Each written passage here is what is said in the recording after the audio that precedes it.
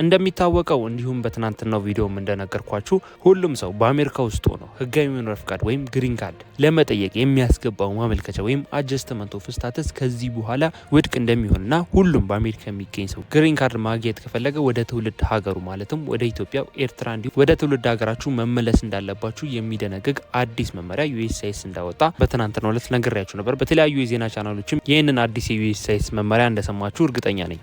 Well, the Trump administration announcing a major shift in how it processes green card applications.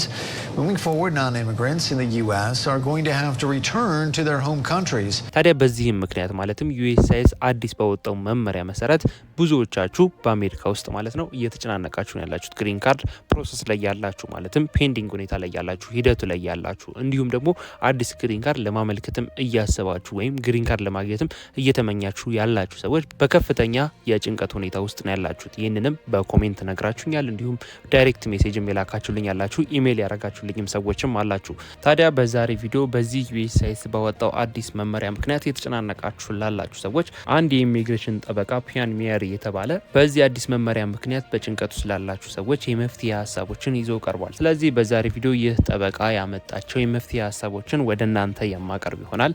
ሙሉ ቪዲዮን መከታተላችሁ እንዳትረሱ። አሪፍ ሀሳቦችን ስላነሳ ማለት ነው ሙሉ ዲቴል ኢንፎርሜሽኑን አንድ ባንድ ወደ እናንተ ማደርስ ይሆናል። ነገር ግን ከዛ በፊት እኔን ለማታውቁኝ ሰዎች ጆሲ ይባላለሁ። እንደዚህ አይነት ከዩኤስ ኢሚግሬሽን ጋር የተገናኙ ቪዲዮዎች ነው ማዘጋጀው። ስለዚህ በአሜሪካ በምንም አይነት ሁኔታ ውስጥ የምትገኙ ኢትዮጵያን ቻናሉን ሰብስክራይብ ማድረጋችሁን እንዳትረሱ፣ ቪዲዮንም ላይክ እያደረጋችሁ መጀመራችሁን እርግጠኛ ሁኑ። ወደ ጉዳያችን ንግባ።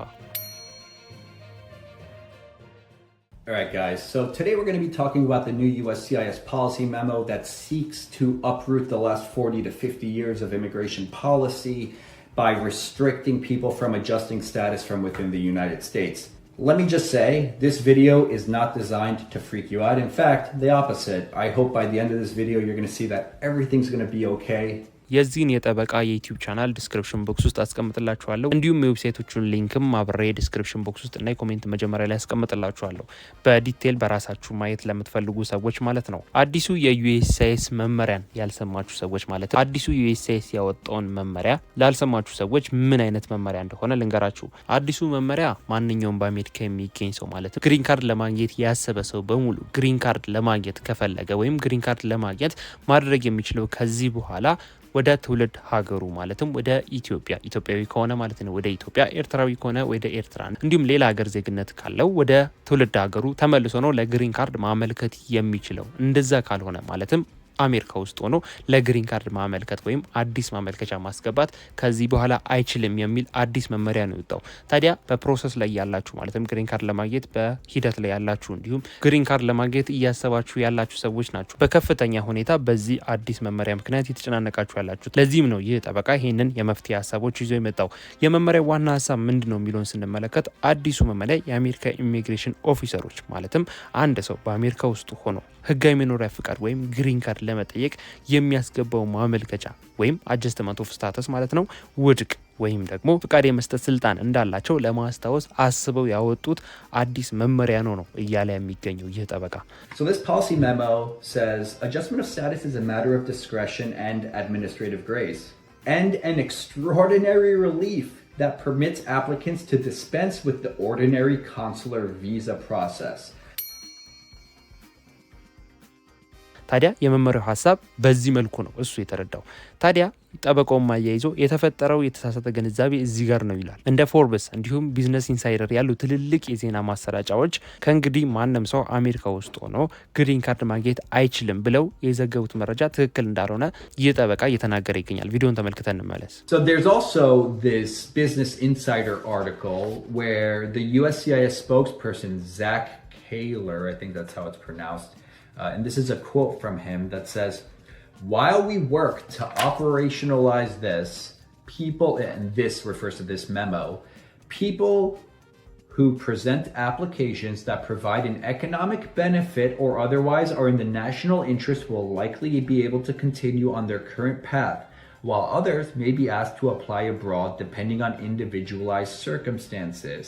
Framing the policy shift as a return to the intent of Congress. Well, the intent of Congress is for people to be able to adjust status in the United States if they're eligible. ቪዲዮ እንደተመለከታችሁት ነው። ታዲያ ጠበቃው ለምንድነው ይህ መመሪያ ህገ ወጥ ነው ማለትም የዩኤስሲአይኤስ አዲስ ያወጣው መመሪያ ህገ ወጥ ነው ወደ ትግበራ አይገባም እያለ እየተከራከረ ያለበት ምክንያት ራሱ እንደተናገረው ማለት ነው መመሪያው በኮንግረስ አባላቱ የወጣውን ማለትም ከዚህ በፊት በኮንግረስ አባላቱ የወጣውን የኢሚግሬሽን ህግ ማለትም ኢሚግሬሽን ኤንድ ናሽናል አክት በፖሊሲ ማስታወሻ ብቻ ለመቀየር ማለትም በዚህ አዲሱ ፖሊሲ ለመቀየር ስለሚሞክር በቅርብ ሳምንታት ውስጥ በእርግጠኝነት በፍርድ ቤት ውሳኔ ውድቅ እንደሚደረግ እየተናገረ ነው ያለው። ይህም ያለበት ምክንያት ማለትም በፍርድ ቤቶች በእርግጠኝነት ይሰረዛል፣ ይህ ወደ ትግበራ አይገባም፣ ሁሉም በአሜሪካ የሚገኝ ሰው ግሪን ካርድ ማግኘት ካሰበ ወደ ትውልድ ሀገሩ መሄድ አለበት የሚሉት አዲሱ ያወጡት መመሪያ ውድቅ ይደረጋል በፍርድ ቤቶች እርግጠኛ ነኝ እያለበት ያለው ከዚህ በፊት በኮንግረስ አባላት የወጣ መመሪያ ነበረ ኢሚግሬሽን ኤንድ ናሽናል አክት የሚባል። ታዲያ ይህንን ህግ ይጥሳል ወይም ይጣረሳል ነው እያለ የሚገኘው። ስለዚህ በቅርብ ሳምንታት ውስጥ በፍርድ ቤት ውሳኔ ውድቅ እንደሚሆን እርግጠኛ ነኝ ነው እያለ እየተከራከረ ያለው። ቪዲዮ ላሳያችሁ። It has been long established that not every alien who meets all other eligibility criteria for adjustment of status will be granted adjustment because adjustment under most provisions is granted only as a matter of discretion and administrative grace. By the way, when they provided those quotes, they cited to a case, matter of Blas.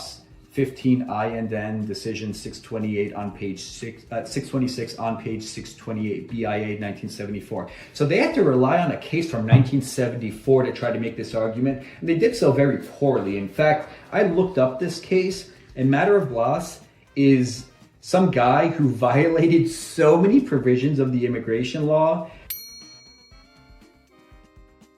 አያይዞም ይህንን መመሪያ ያወጡበት ምክንያት ወይም ይህ መመሪያ የወጣውም በሰዎች ላይ ማለትም በህገወጥ ስደተኞች ላይ ፍርሃትን ለመልቀቅ ታስቦ ብቻ ነው ይህንን መመሪያ የለቀቁት እንጂ ወደ ስራ እንደማይገቡበት 100% እርግጠኛ ነኝ እያለ ይገኛል። አሁን ማመልከቻ ላይ ያላችሁ ሰዎች ማለትም ማመልከቻ አስገብታችሁ እየተጠባበቃችሁ ያላችሁ ሰዎች እንዲሁም አዲስ ማመልከቻ እያስገባችሁ ላላችሁ ለማስገባት እያሰባችሁ ላላችሁ ሰዎችም አያይዞ የሰጠው ምክር አለ። ማመልከቻችሁ በሂደት ላይ ያለ ሰዎች ወይም አዲስ የምታስገቡ ሰዎች ማመልከቻችሁን ማስገባት ትችላላችሁ። በዚህ አዲስ መመሪያ ምክንያት ማቋረጥ የለባችሁ ማለትም ፕሮሰስ ላይ ያላችሁ ሂደት ላይ ያላችሁ ሰዎች ፕሮሰሱን ማቋረጥ የለባችሁም። አዲስ ለታስገቡ እያሰባችሁ ያላችሁ ሰዎችም ማስገባት ትችላላችሁ ነው እያለ ያለው።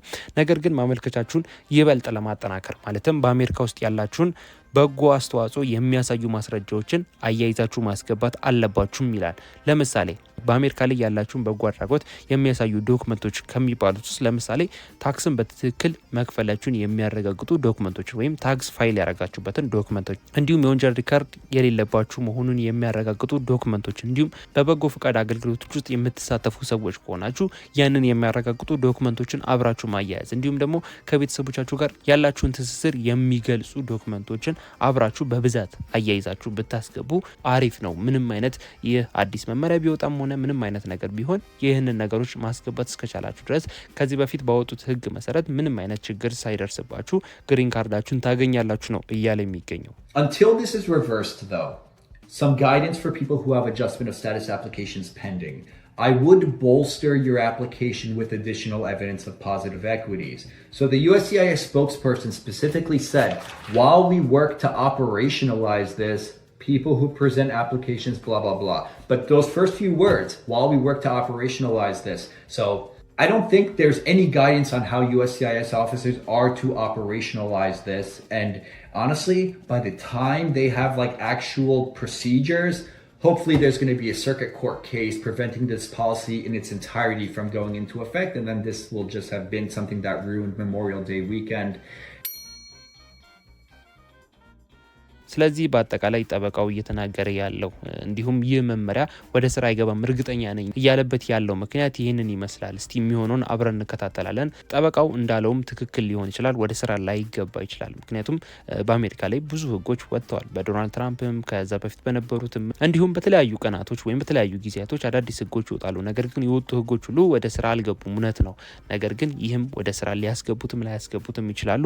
የሚሆነውን አብረን እንከታተላለን። አዲስ የሚወጣ መረጃም ካለ ካለ ቶሎ ተከታትዬ የማደርሳችሁ ይሆናል። የዛሬ ቪዲዮ ይሄን ይመስል ነበር። ሀሳብ አስተያየት እንዲሁም ጥያቄያችሁን ኮሜንት ላይ ጻፉልኝ። ይህ ጠበቃስ እየተናገረ ያለው ነገር ምን ያህል ትክክል ነው ብላችሁ ታምናላችሁ? ሀሳባችሁን ኮሜንት ላይ ጻፉልኝ። መግቢያ ላይ እንደነገርኳችሁ ለዚህ ቻናል አዲስ የሆናችሁ በአሜሪካ የምትገኙ ማለትም በምንም አይነት ሁኔታ ውስጥ የምትገኙ ኢትዮጵያን ቻናሉ ሰብስክራይብ ማድረጋችሁን እንዳትረሱ። ቪዲዮንም ላይክ ያደረጋችሁ ምን ያህል እንደወደዳችሁት እንደተመቻችሁ እንደጠቀማችሁ ሰውቁኝ። ምክንያቱም ላይክ ባረጋችሁት ቁጥር ምን ያህል ቪዲዮን እየወደዳችሁት የተመቻችሁ እንደሆነ ስለምረዳ በርከት ያሉ ቪዲዮዎችን ማለትም አዳዲስ መረጃዎች በሚመጡበት ጊዜ ቶሎ ተከታትዬ እንዳደርሳችሁ ይረዳኛል። ስለዚህ ሁላችሁም ላይክ ያደረጋችሁ ምን ያህል እንደወደዳችሁት እንደተመቻችሁ እንደጠቀማችሁ አሳውቁኝ። በቀጣይ በሌላ መረጃ በሌላ ቪዲዮ እንገናኛለን። መልካም ጊዜ